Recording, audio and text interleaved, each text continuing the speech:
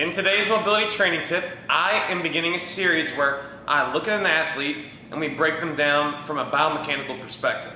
So we all know that that's kind of my shtick, is how the body relates as a whole, how the big toe relates to the hip, how that relates to the shoulder. And so I'm going to be doing different sports too, but today we're starting in the niche that I'm mainly in right now, which is jiu-jitsu. And we're studying Nick Rodriguez, young man, younger than me actually. He's about 23, I believe.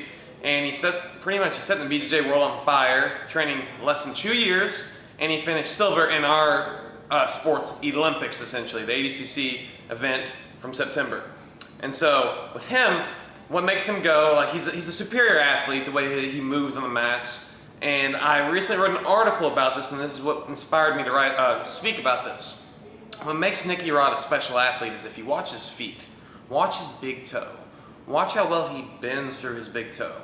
And granted, if you watch a lot of people with wrestling base like he has, they bend very well through their big toes. Because to do a wrestling shot, like if we're just low on the ground here, and you're just doing like walking shots like this, you gotta bend through the big toe.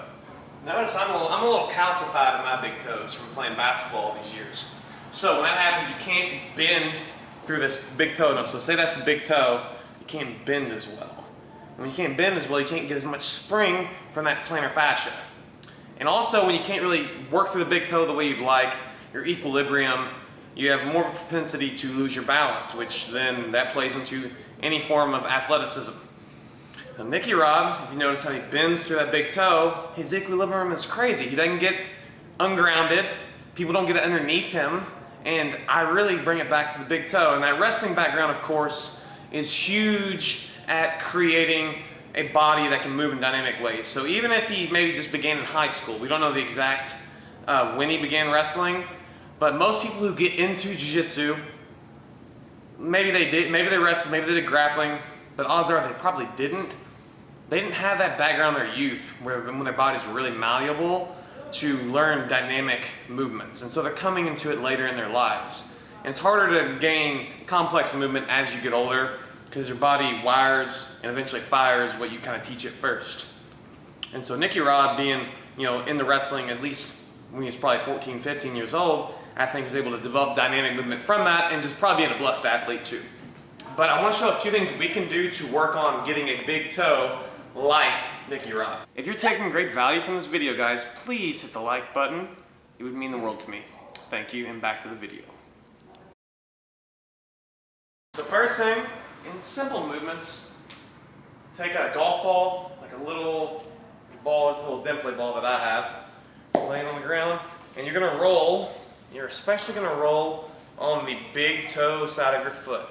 So that tissue gets very matted up to where a lot of people walk on the outside of their foot, they can't bend, they get these type of little bunions. You notice his foot gets really wide here, okay? He's got a really wide foot, gives him 4 corners of his foot, which gives him better balance. So we roll this out.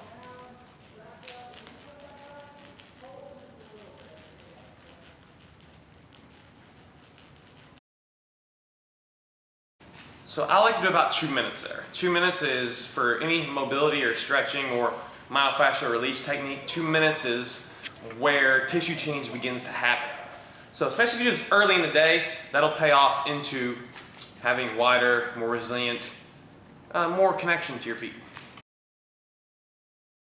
And another thing we can do, so now I was doing those wrestling shots a little bit ago.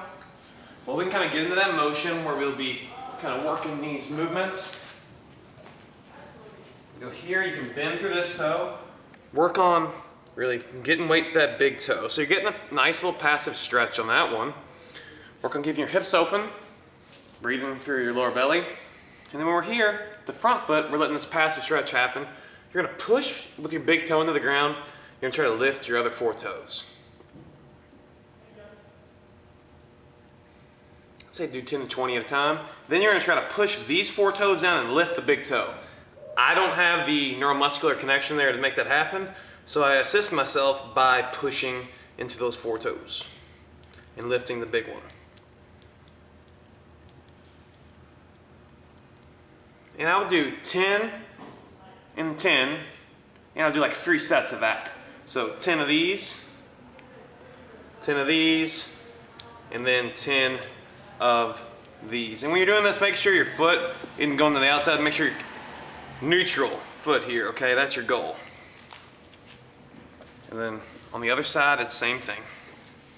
Getting the big toe stretch, you're feeling that. We're lifting.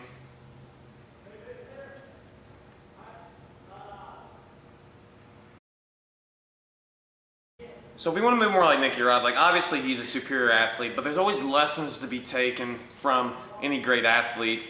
And there's always exercises, always movements we can do to start to facilitate those changes in our body, those physiological changes, which will allow us to start to tap into our own potential and work towards becoming more dynamic movers on the mats or in the other sports. You know, I'm gonna go look at other athletes and other sports along the way. But guys, if you just apply that before training early in the day, you gain a better connection to your foot, better connection to the toe box, better connection to your toe, get more bend, have a little more spring, a little more dynamic balance and equilibrium.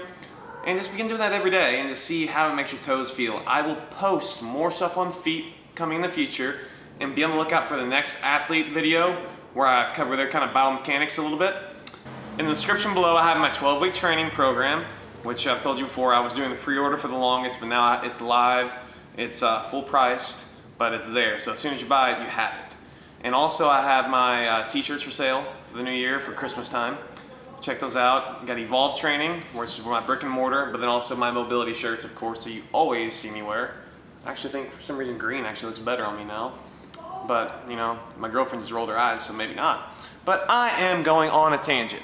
I also have some other goodies down there, free ebook for training tips to keep up with me. But smash that like button. I'm putting a lot on the channel, and please subscribe if you found some goods from this. So thanks guys, stay mobile.